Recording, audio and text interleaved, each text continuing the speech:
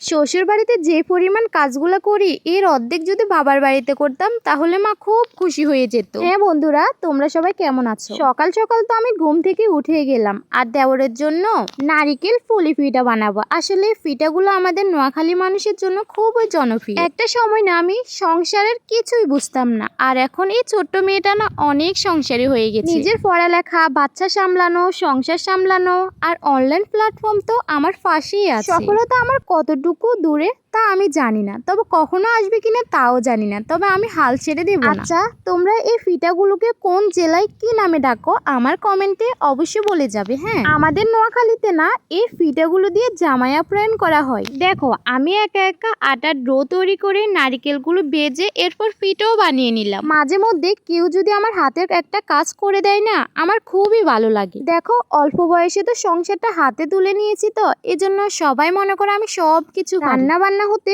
সকালের এবং সন্ধ্যা পর্যন্ত যত কাজ আছে সব কিছু আমি করি। যদি হেল্প করতো কেউ, সত্যি আমি অনেক খুশি হতাম। তো বন্ধুরা, তোমাদের সাথে কথাগুলো বলতে বলতে আমার ভিডিও শেষের দিকে।